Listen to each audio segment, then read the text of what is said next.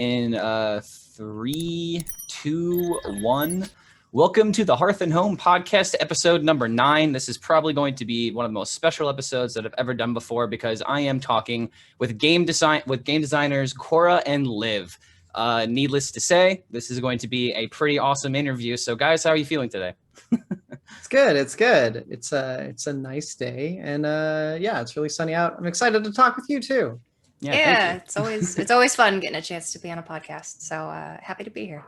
Yeah. Thank you guys so much for taking the time to appear on here. We got off to a little bit of a delayed start, so I'm going to just fire off these questions because I got a decent amount of stuff that I think a lot of Hearthstone players like to know about you guys, particularly. So informative stuff out of the way. What exactly are your guys' roles on the Hearthstone design team? Because we see you guys kind of do like a little bit of different things, a little bit of like the same. So what exactly do you guys contribute to the team personally? Sure. So I'm Liv. I'm the lead designer on the initial design team, and my cat is a menace right now. But I lead the initial design team. We are in charge of coming up with the major mechanics for a set, the theme for the set, the voice lines, the art descriptions, the archetypes for the classes, before we hand it off to final design, who makes sure that it's still fun in like a competitive setting as well. And my name is Cora. I am an associate game designer on the initial design team, but I've sort of bounced around a bit in my time on the team. It's been, it'll be 2 years in October, actually. So I've spent some time on Battlegrounds, some time on final design. Now I'm working with Liv and the rest of the initial design team to create expansions. Yeah, so it's really exciting to be able to like create cards and whatnot. Like, what would you guys say is like one of the hardest parts about like creating cards? And then like, because you said that you guys have like another design team, like, you know, balance tests and like double check some stuff. So like, what is like the first thought that comes to your mind whenever you're thinking of creating a new Hearthstone card or like trying to make a new Hearthstone archetype possible? New archetypes are hard. So like, I think that is probably one of the hardest things to do, because you look at a brand new class like Demon Hunter and it's like, well, what can they do? And it's like, well, we know they can be like aggressive. We know they've got this like big demon synergy, and then how do we break new ground for them? And I think that's really exciting, but it's also really difficult because when you show people stuff for the first time, they're like, really? Death Rattles and Demon Hunter? This doesn't make any sense. And it's like, well, they have to do something else other than these two deck archetypes. So let's see what they can do. And I think that's the hardest, but it's also like the most exciting because it's the most new. Yeah, I really enjoy archetype design. For me personally, mechanics are quite difficult because there's just so much untapped potential, and you're going into it and you have to cast sort of such a wide net. And you're thinking, okay, what's our new keyword? Or should we do a new small subset like lackeys? Or are we thinking too narrow and should we do something even crazier?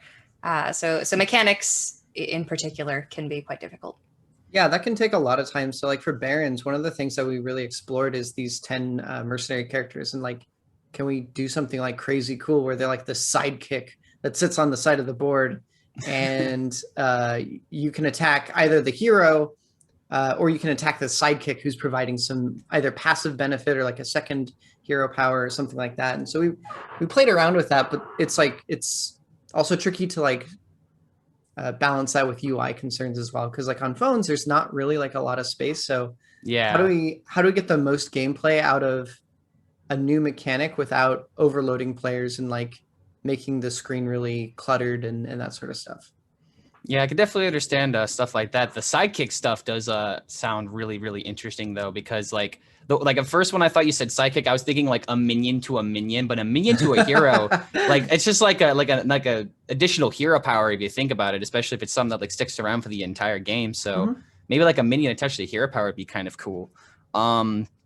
But moving on to like what it's like to actually work at Blizzard, like what's a typical day working on Hearthstone? Because obviously with everyone being, you know, kind of like at home right now, probably changes, you know, what exactly you guys can do, how important like meeting as a team can be and whatnot. So like what's a typical day working at Blizzard on Hearthstone? Yeah, so like you said, it's definitely different since we've been working from home, but that's been a year and 3 months or so now. So it for me, that's been the majority of my time on the team. So it's starting to become sort of just routine, but it's really important that because we are all in different places that we sync up every morning. So we usually do a play test in the morning where we can, get a chance to get our hands on the things that we've been working on the previous day, and really just come together and sort of align, okay, these are our goals. This is what everybody's going to be working on. And then, there's actually a really great sense of freedom on the team, really to be able to go off and work on your own projects. If we're dividing up archetypes and for the week I'm working on Druid, and my goal for the week is just to fill out 10 cards in Druid for that expansion.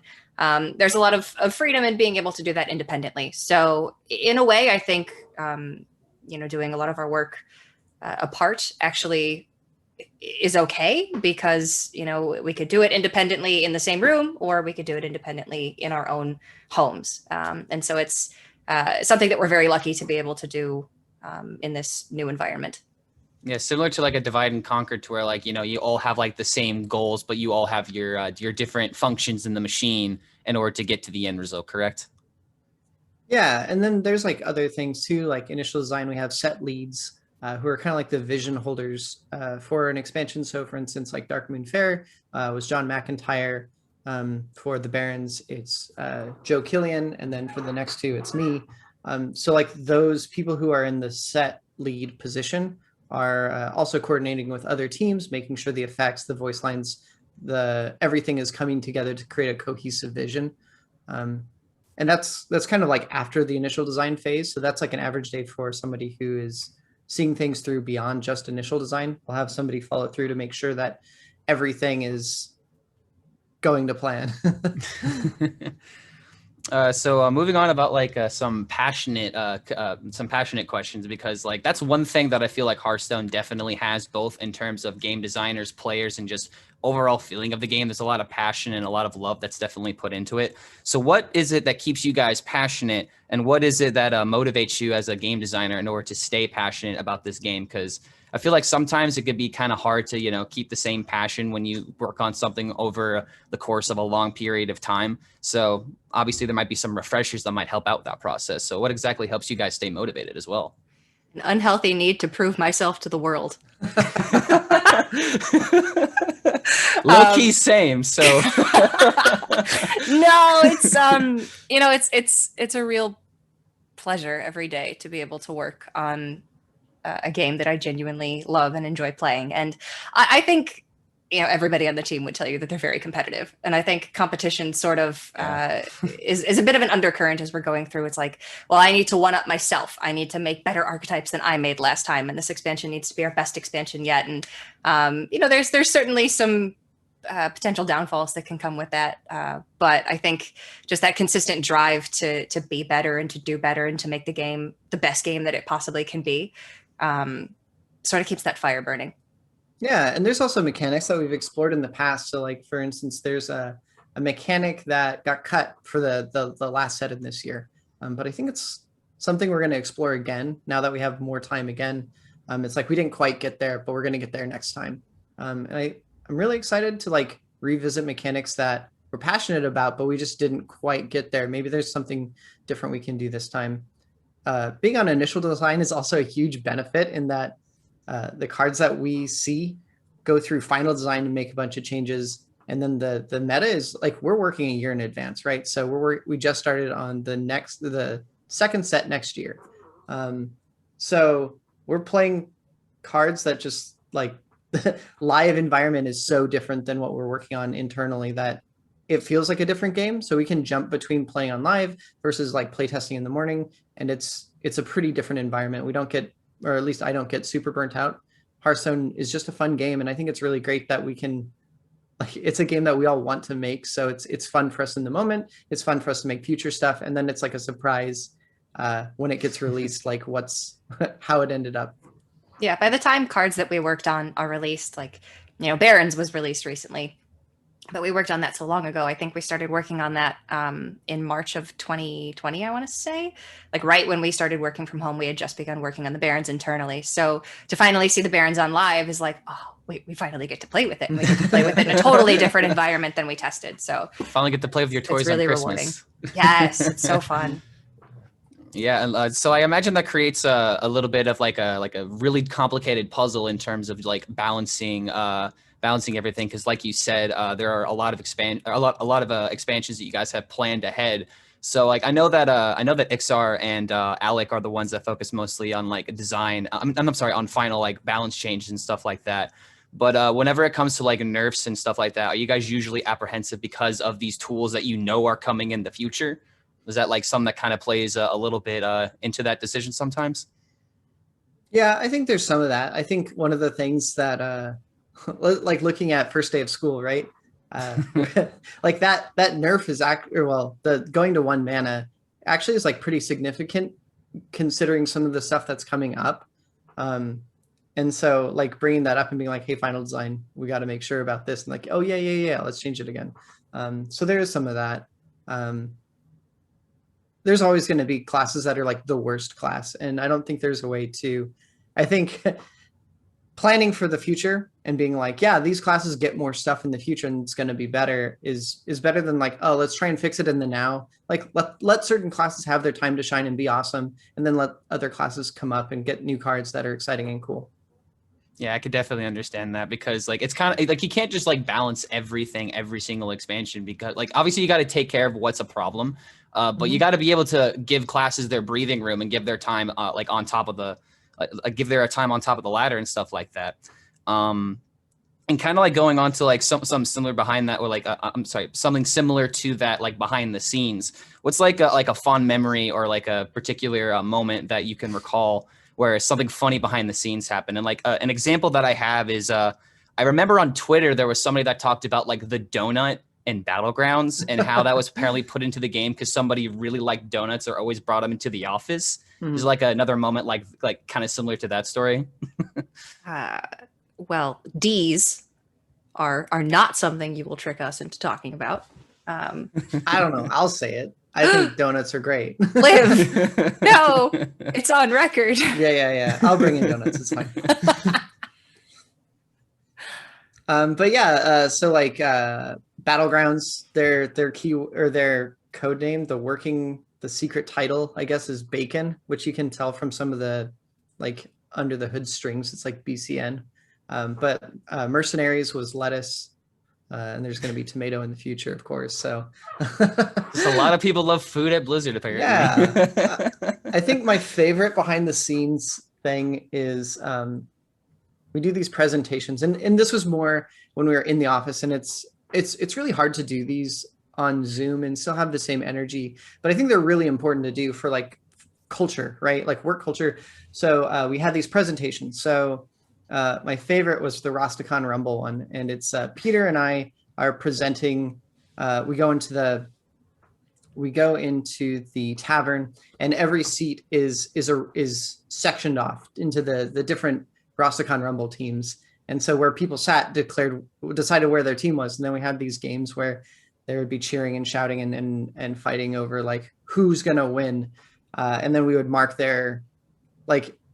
The match would show up and it'd be like Krogwa's Frogs versus Hyreek's Bats, and then whichever team was louder won the point, right? And then we showed a card, and it was really fun to have that like inter-office thing. And then of course the rogues are cheating, so behind the scenes I'm putting extra points on the rogue side. And one of our engineers, Kat, at the time, she just got upset. And she's like, "You can't do this! You can't do this!" So I've never heard this story. It was super fun. I love doing those presentations in front of the team because it's like what makes Hearthstone special is having that goofiness, that silliness. We're not just like making games that nobody wants to play. It's like everyone is super passionate about Hearthstone, and it really shows in those times. Yeah, and it really shows that like almost everyone on the design team is they're almost like a high rank, or at least they play the game so much that you would think that they're a high rank, that kind of deal. Like a lot of people, like I don't know if this is 100% true, but like with other game designers, sometimes they just want to kind of get away from their game. And like that actually kind of ties into so these next two questions that I have for each of you individually. But for Cora, I have one particular question. I met you at DreamHack. Are we ever going to see Caster Cora ever again?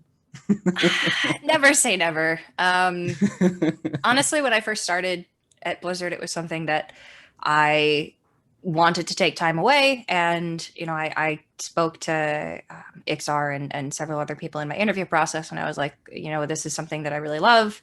I don't want to do it for a while, but is it something that you would consider letting me do ever again? Maybe guesting on an internal event if it's something that felt right. And they were open to it, and it just sort of hasn't happened yet. And honestly, I'm very busy, and with, you know, everything that's happened in the last year or so, it just hasn't happened.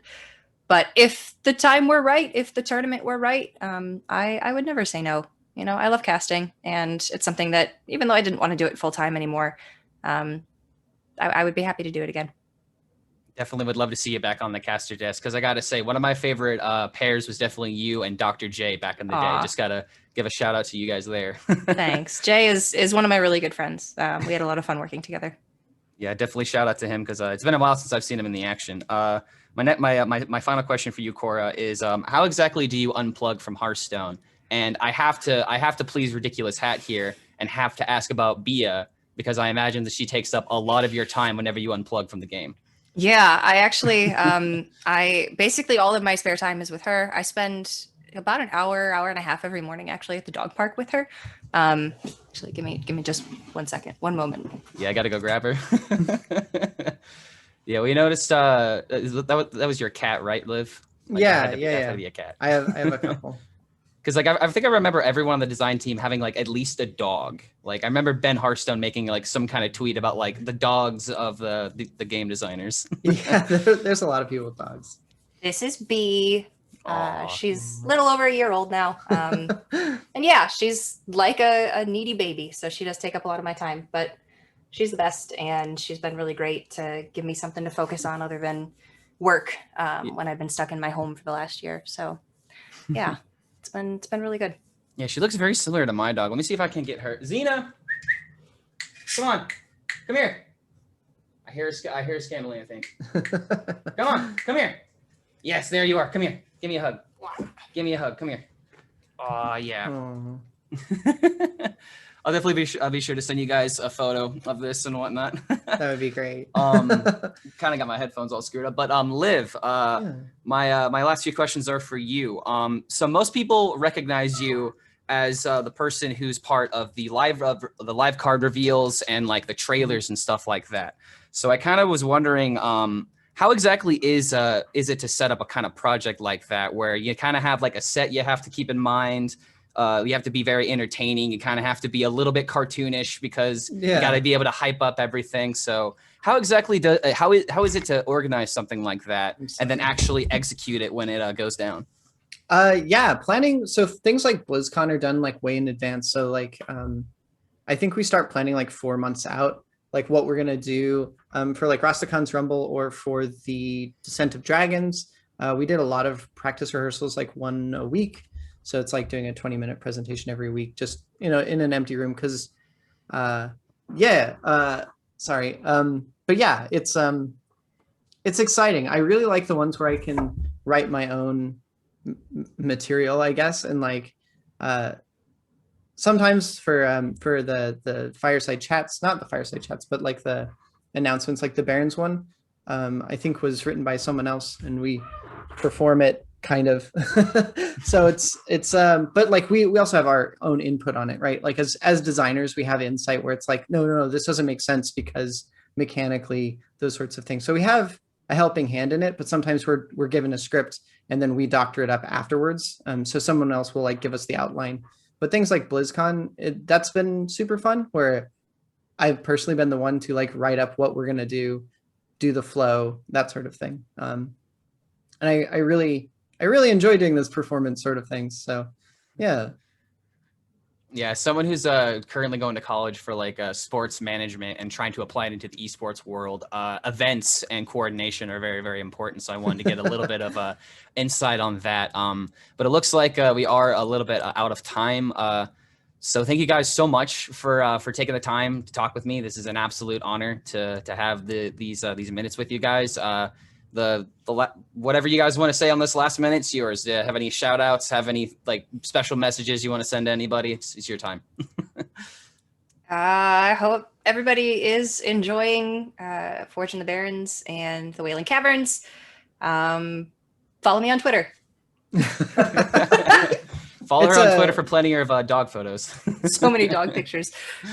And yeah, it's super great to talk with people about Hearthstone, especially people who are super passionate as well. It's really good to talk to fans. I love doing this sort of thing. So it's really great to have opportunities to do that. Yeah, well, I'm definitely open to having you guys back onto the podcast anytime. Feel free to let me know if you guys ever have like, a half hour or something to squeeze in. But thank you guys so much for taking the time to be here with me today. I really do appreciate it. Guys, this has been the Hearth and Home podcast. You know what to do. Like, favorite, subscribe, yada, yada, yada. I'm going to go ahead and let them go because they are game designers and they have important stuff to do. So thank you guys so much for watching, and we'll see you for the next episode. And I am clear. Awesome. Awesome. Yay. Cool. Thanks so much.